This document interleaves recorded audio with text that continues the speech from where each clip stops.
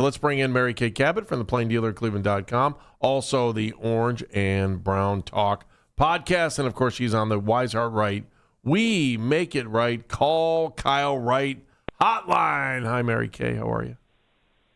I'm doing great, guys. How you doing? Hi, Mary Kay. Good. I hope you're resting up, getting ready for a big season up here. It feels like it's going to be here before you know it. Like when we talk about this kind of dead period for the team, they're like, how many guys do they go out to Berea? Do they, are hitting the weight room in there that they just, they're going through stuff in the offseason? The stories that we don't really talk about because sometimes people will tell you championships are won now when no one's talking about you. Well, I don't think many guys are there right now. This is really the dead period for them, and they are scattered all over the place, training in different spots and things like that. Mm-hmm. I know that Deshaun has popped in for a couple of weeks. I know Shedeur has been there. Harold Fannin threw with Deshaun a little bit.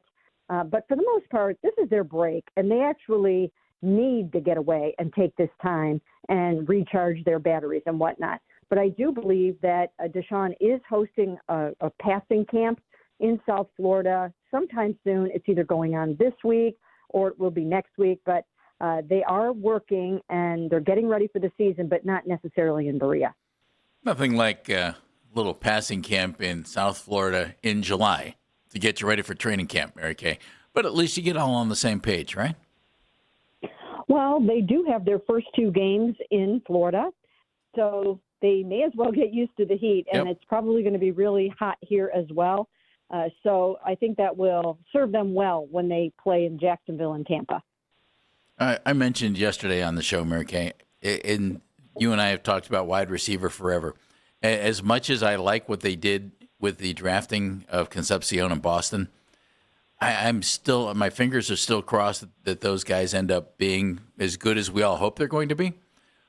But would you add any more leadership to that room? Would you go bring in a veteran? Because right now it's really full of Jerry Jeudy and a bunch of young guys. Well, the Browns will always keep their eyes open for talent. They'll always try to upgrade the roster. I don't think that they necessarily have receiver targeted as a position where they're trying to add a veteran right now. I really think they want to get these young guys on the field. This is a team in transition, as we know, and this is a receiving core, a pass-catching core that they really want to develop and they're excited about seeing. And even though they're young, Isaiah Bond, I think he seems poised to take his game to the next level this season. So I would watch out for him. I think same thing with Harold Fannin, even though he had a great rookie year. And then the young guys will come in and do what they can do, and they're all hoping, of course, that Jerry Jeudy can rebound. So I don't really think that they necessarily want to add to the room. On the contrary, I think they're going to have a little bit of a surplus and that they might have to have an opportunity to perhaps move a Cedric Tillman or someone like that if they can't squeeze all of these guys onto the roster. Is there a position group where you think that they might need to add something before camp starts, or are they good to go? For the most part, I think they're good to go. I think the one area that I see when I look out there is probably edge rusher. We know they tried to add A.J. Epineza from the Bills. It didn't work out. And so that's one place where I think they can add a little bit of talent. And sometimes you can find those veteran edge rushers later in camp. Sometimes some of them shake free in those final roster moves. So that's one area I would be keeping an eye on.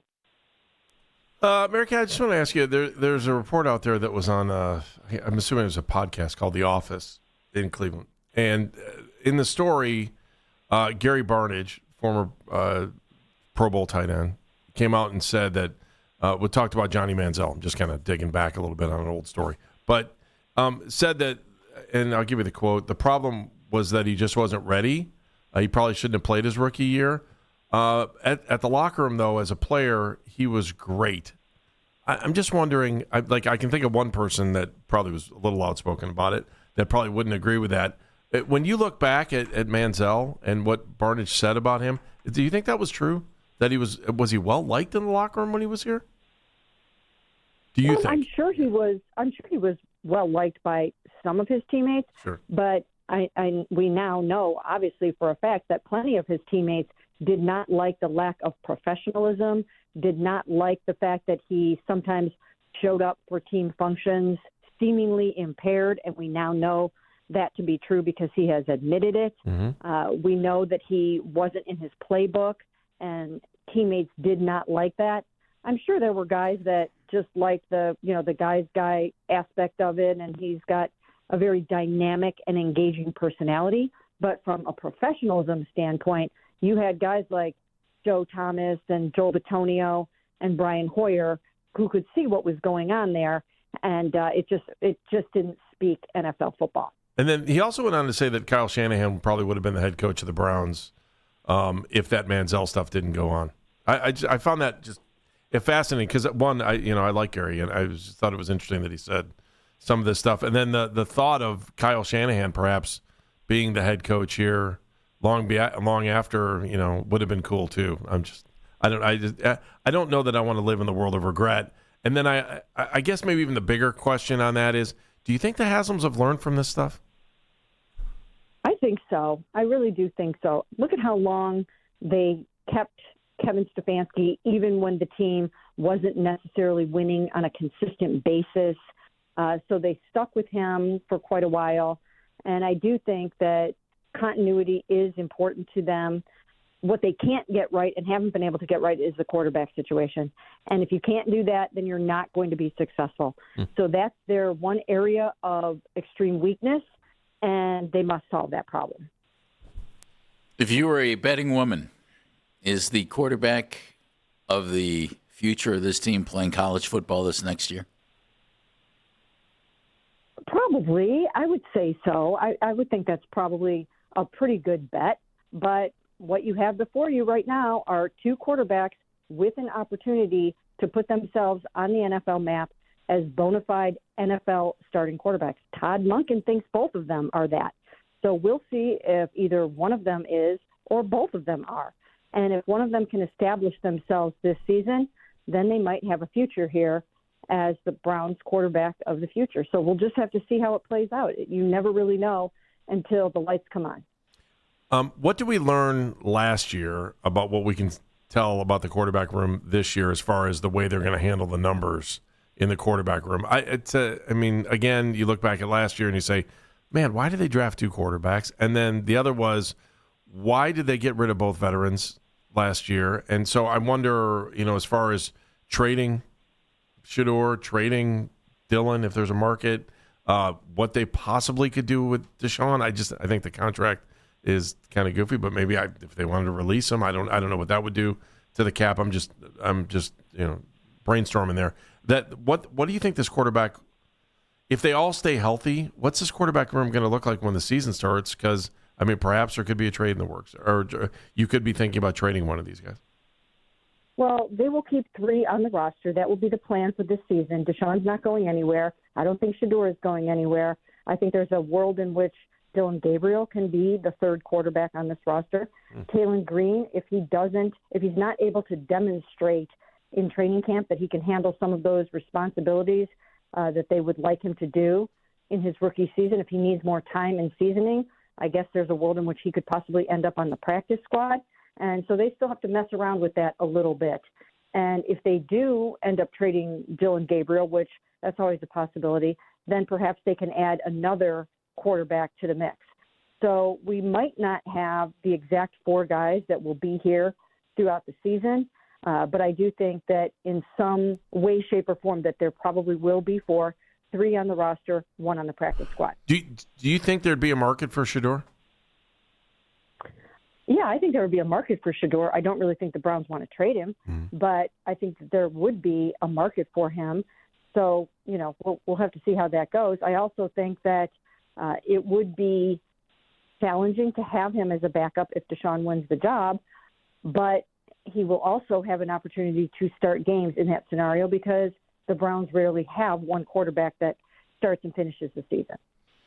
You mentioned the name Dylan Gabriel. Hey, somebody mentioned the name Dylan Gabriel. Is he on their radar at all, Mary Kay? Does that kid have any chance at all this year? Yes, he does have a chance to make the roster as the third quarterback. Now, that doesn't mean it's going to happen like that, but he does have a chance to do that. What people don't understand about Dylan Gabriel is that he was put in some really, really tough spots last season in terms of starting in London on the road, his very first game, then going and playing in Pittsburgh, not having much of a supporting cast. And it just was a recipe for disaster for all of the quarterbacks, really. So I don't think he really was able to show what he's capable of, but I think he's a much better quarterback than people give him any kind of credit for. And I think he's had a nice spring. Again, it's hard to tell because he's working with the third and fourth teamers right now. Yeah. But I do think that he does possibly have a future here. Do you think the evaluation that he's not in that competition was from the front office by Todd Monken or groupthink?